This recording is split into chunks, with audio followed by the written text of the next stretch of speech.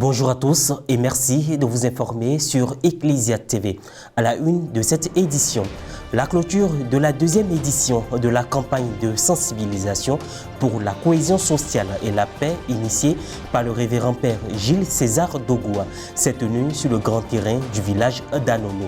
C'était à l'occasion de la Journée nationale de la paix célébrée le mercredi 15 novembre avec pour thème « Laissons derrière nous le passé pour construire avec la jeunesse une paix durable dans la diversité ». À la paroisse Saint-Pierre-Apôtre de Yao, dans le diocèse de Grand-Bassam, a eu lieu le dimanche 12 novembre dernier l'installation et la prise de possession canonique du révérend père curé Louis-Marcel Opi. La cérémonie a été présidée par le révérend père Olivier Kessé, vicaire épiscopal du secteur de Beaunois. L'apothéose de la deuxième édition de la grande campagne œcuménique et interreligieuse pour la cohésion sociale et la paix s'est tenue à Anono à l'occasion de la Journée nationale de la paix célébrée le mercredi 15 novembre. Cette rencontre initiée par la commission épiscopale pour le dialogue interreligieux a été rehaussée par la présence de personnalités et de la chefferie traditionnelle. Francis Okoué, Maria Bissier. Depuis 27 années maintenant, la journée du 15 novembre en Côte d'Ivoire est consacrée à la célébration de la paix. Ce mercredi 15 novembre 2023, dans le même élan, s'est tenue la deuxième édition de la grande campagne de sensibilisation pour la cohésion sociale et la paix sur le grand terrain du village d'Anono. Cette rencontre œcuménique et interreligieuse a été initiée par le révérend père Gilles César Dogoua, secrétaire exécutif national de la Commission épiscopale pour l'œcuménisme, l'apostolat biblique et le dialogue interreligieux, et par ailleurs curé de la paroisse Saint-François-Xavier d'Anono. Les communautés religieuses ont été fortement mobilisées, notamment les aristes, les méthodistes et les musulmans. Les guides religieux ont exhorté les populations présentes au vivre ensemble et ont prié pour la paix en Côte d'Ivoire et pour la Cannes 2024. La paix, c'est une réalité complexe et pluriforme. Cette paix est un cheminement, un programme, une construction de chaque jour. Pour construire cette paix, pour construire cette joie entre les habitants, cela est un élan permanent. Oui, et les croyants, les hommes de bonne volonté, ont un rôle à jouer. Notre Seigneur Jésus-Christ, à travers l'évangile de Jean, en son chapitre 15, le verset 12, nous donne une condition très importante. Aimez-vous les uns les autres comme je vous ai aimé. Pour le président du comité d'organisation, père Gilles César Dogoua, l'apothéose de cette campagne œcuménique et interreligieuse pour la paix avait un double objectif. Prier pour la consolidation de la cohésion sociale et la paix en Côte d'Ivoire et prier pour une meilleure organisation de la Cannes de janvier 2024 dans notre pays. À travers cette journée, nous voulons inviter tous les Ivoiriens, tous les habitants de la Côte d'Ivoire à parler le même langage, le langage de la paix. Car il ne faut pas attendre les situations de crise pour se prévaloir d'une autorité d'ambassadeur de la paix. L'occasion a été aussi pour nous de prier pour le bon déroulement de la Cannes. Ce grand événement qui se tiendra bientôt sur notre sol. Nous avons demandé à Dieu de bénir tous les organisateurs, de bénir toutes les équipes qui seront en compétition et de permettre à ce que dans la paix véritable, tout puisse se passer convenablement. Représentant le Premier ministre Robert Begré-Mambé, Madame Belmonde Dogo, ministre de la Cohésion sociale, de la solidarité et de la lutte contre la pauvreté, a donné un discours de paix à l'instar des guides religieux qui l'ont précédé. Nous devons travailler à consolider la paix. Le président de la République, comme j'aime à le dire, a fait sa part en termes de paix. Il nous revient à nous, habitants de la Côte d'Ivoire, de consolider cette paix.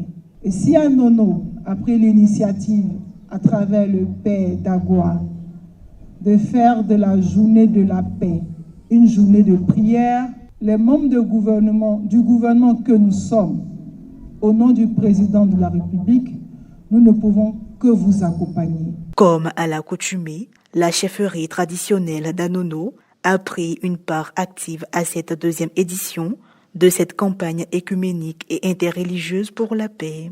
Le révérend père Louis-Marcel Opi, nommé curé de la paroisse Saint-Pierre apôtre de Yahou, a été installé officiellement à la tête de la dite paroisse le dimanche 12 novembre dernier par le révérend père Olivier Kessé, vicaire épiscopal du secteur de Beaunois. Prêtre du diocèse de Grand-Bassam, l'abbé Louis-Marcel Opi était en mission à Saint-Dié-des-Vosges en France. Reportage Pierre Richemont, commentaire Moral Poti. Diocèse de Grand-Bassam, paroisse Saint-Pierre apôtre de Yahou.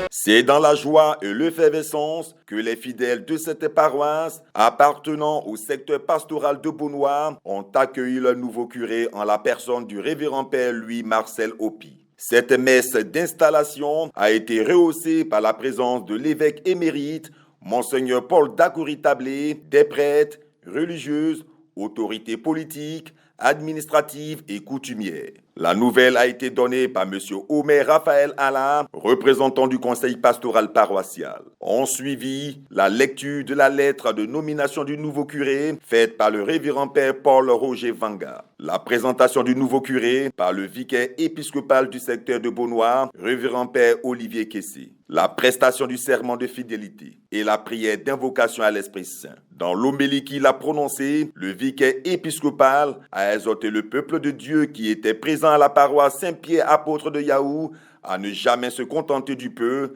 mais d'aller au-delà. Ce qui est important, mes frères et mes sœurs, c'est de tout faire pour amasser autant et de ne pas s'arrêter et de continuer. Ne pas se contenter du peu. Ne pas dire c'est un acquis, c'est fini, c'est fini. Non, c'est toujours qu'il faut dire oui au Seigneur.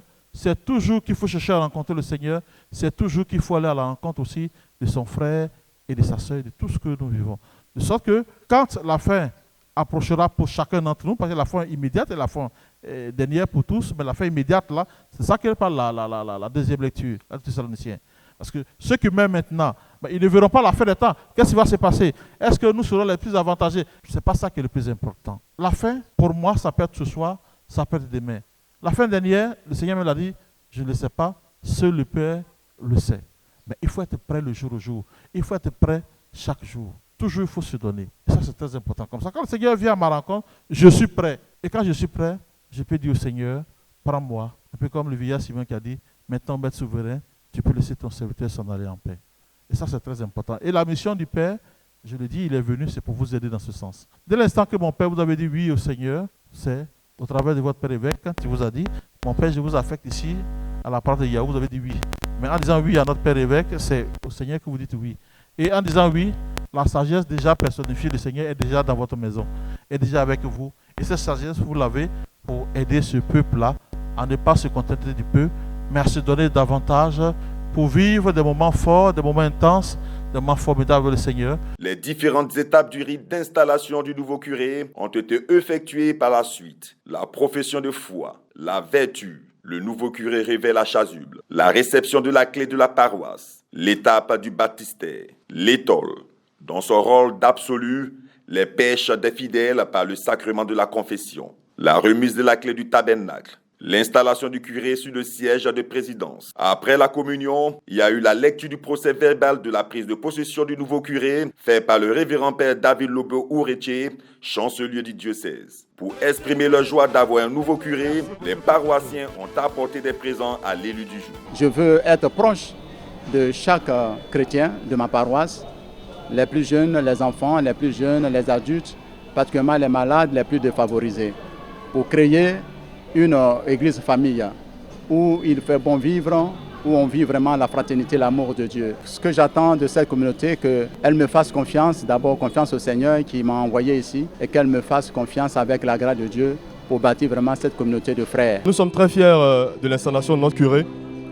Nous allons l'aider dans sa tâche à mieux le conduire dans son sacerdoce ici à Saint-Pierre apôtre de Yahou. Nous sommes en joie et nous comptons travailler avec lui comme avec ses prédécesseurs et donner une bonne voie pour le développement et puis pour l'avancement des travaux de la construction. Et voilà, cette édition se referme. Merci de l'avoir suivi. Merci de rester sur Ecclesia TV.